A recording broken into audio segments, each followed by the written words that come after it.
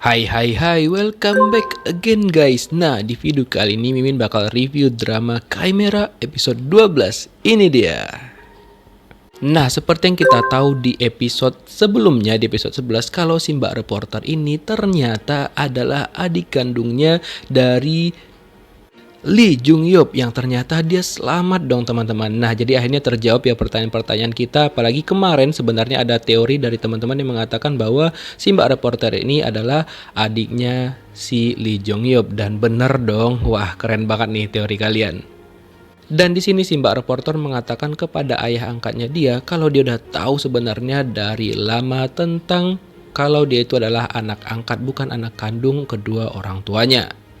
Dan dia juga menanyakan kenapa sebenarnya Lee Jong Hyuk itu kembali lagi setelah 35 tahun berlalu. Pasti ada sebuah alasan, tapi ayahnya tidak mengatakan alasan sebenarnya, mengatakan bahwa si Mbak Reporter nggak perlu tahu. Nah, di samping itu, Lee Jong Hyuk yang tiba-tiba aja menyerahkan diri ke kantor Pak Pol mengatakan kepada Jae-hwan bahwa dia sudah melakukan kejahatan, di mana dia sudah membunuh orang-orang yang bekerja sama dengan bosnya dia sendiri, yaitu istrinya si Pak So. Dan dia juga mengatakan kepada Jae-hwan bahwa dia sudah membeberkan rencana mereka tentang mencari tahu tentang TH5 kepada gerombolannya Pak So. Nah, kemudian si Pak Bae Sung Kwan itu mendapatkan sebuah paket yang katanya datang dari kampung halamannya dia, dan dia pun mengatakan paket itu kok datang dari gereja padahal dia sendiri adalah seorang Buddha, bukan seorang yang beragama Kristen. Kemudian dia curiga kira-kira apakah isi paket itu, dan dia pun langsung takut dong, dan dia langsung berpikir bahwa paket itu kemungkinan dari si Chimera. Lalu dia menyuruh anggotanya untuk segera mengecek apakah isi paket tersebut. Kemudian mereka melakukan pengecekan kepada isi paket itu dan ditemukan hal yang aneh di paket itu, di mana ternyata dalam paket itu berisi saklar, kabel, dan juga perangkat listrik lainnya. Dan mereka pun mencoba untuk membuka isi paket itu secara perlahan, karena kan biasa si Chimera itu membuat hal-hal yang aneh yang bisa menyebabkan ledakan di dalam paket itu.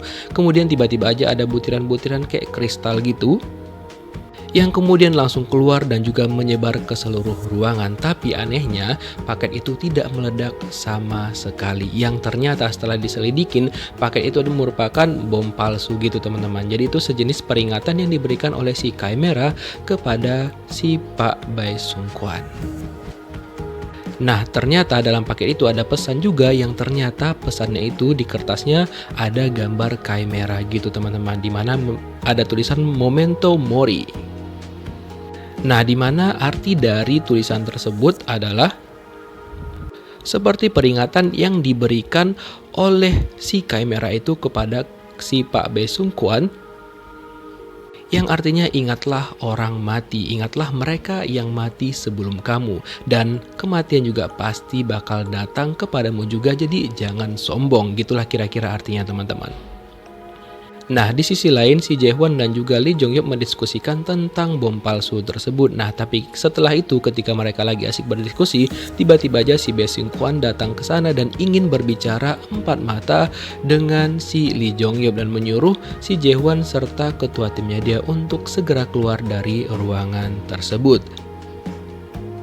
Setelah itu si Pak Bae Sung Kwan dan juga si Lee Jong Hyuk langsung bernostalgia nih teman-teman, dimana di sini si Bae Sung Kwan itu tetap tidak mengaku bahwa dialah yang membunuh ayahnya si Lee Jong Hyuk yang bernama Lee Sang Woo. Kemudian Lee Jong Hyuk langsung mengingatkan kembali nih kepada si Pak Bae Sung Kwan tentang ayahnya dia yang ternyata itu dan juga kemungkinan besar bukan bunuh diri, tapi melainkan dibunuh oleh salah satu orang yang bertugas di sana. Dan kemungkinan besar yang udah ngebunuh ayahnya si Lee Jong Hyuk ini adalah si Bae Sung Kwan, karena dari masa lalu yang kita lihat di episode-episode sebelumnya memang benar yang membunuh ayahnya si Lee Jong Hyuk itu adalah si Bae Sung Kwan ini.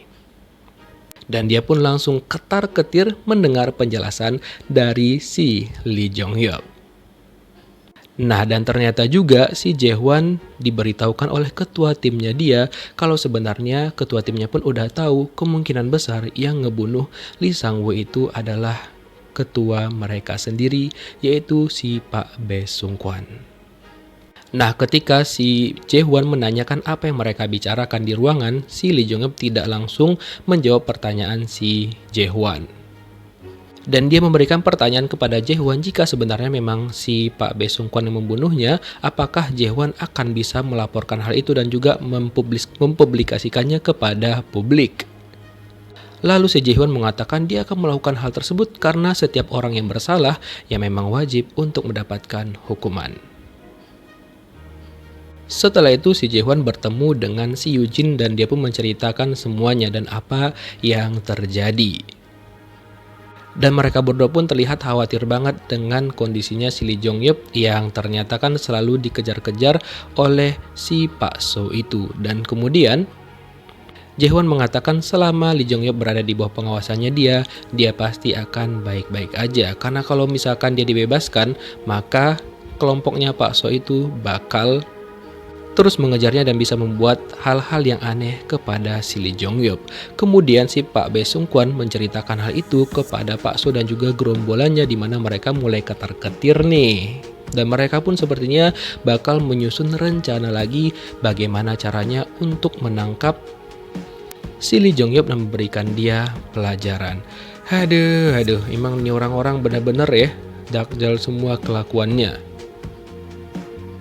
Nah, singkat cerita nih, si Yoo-jin dan juga si Jae-hwan lagi makan berdua, di mana di sini Yoo-jin menceritakan akhirnya bahwa dia kayaknya bakal kembali lagi ke Amerika Serikat karena dia mendapatkan tawaran untuk bergabung dengan tim baru yang lebih bagus di sana.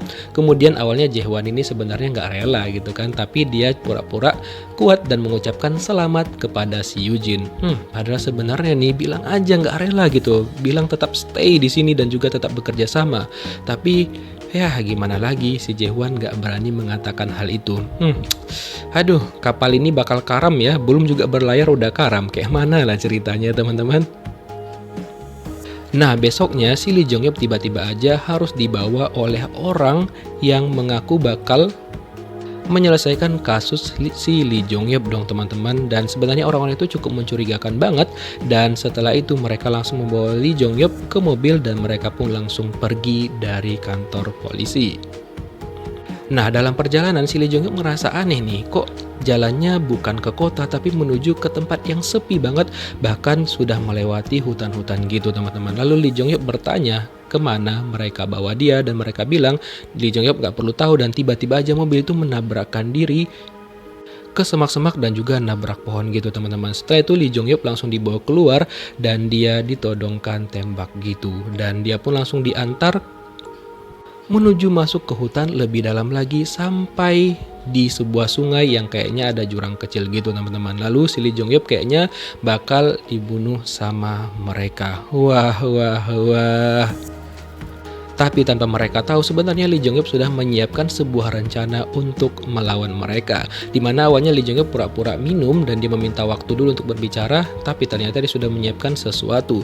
Dimana dia sudah menyiapkan lithium gitu yang bakal dicampur dengan air akan membuat ledakan. Setelah itu dia langsung melemparkan lithium yang bercampur air kepada mereka dan meledaklah campuran itu, dan kesempatan itu digunakan oleh Lee Jong-hyuk untuk melawan mereka, dan dia berhasil melumpuhkan kedua orang itu, dan dia pun meminta kepada mereka untuk jujur siapakah orang yang udah menyuruh mereka. Awalnya mereka nggak mau untuk jujur, tapi akhirnya setelah diancam sama Lee Jong-hyuk mereka pun akhirnya jujur. Lalu mereka disuruh oleh Lee Jong-hyuk untuk menelpon bosnya, dan akhirnya sepertinya Lee Jong-hyuk tahu orang yang menyuruhnya adalah si Pak So ini dong. Wah, gila tuh orangnya benar-benar sadis banget. Nah, di sisi lain, ternyata si Mbak Yoo-jin dan juga Jae-hwan tahu kalau Lee Jong-hyuk itu menggunakan lithium untuk perlindungan dirinya, dan mereka pun langsung menguji lithium yang digunakan oleh si Jong-hyuk itu digunakan ke dalam air dan ternyata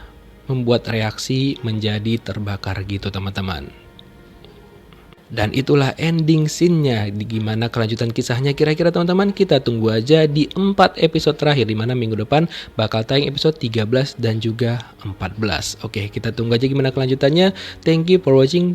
See you on next video guys. Bye-bye.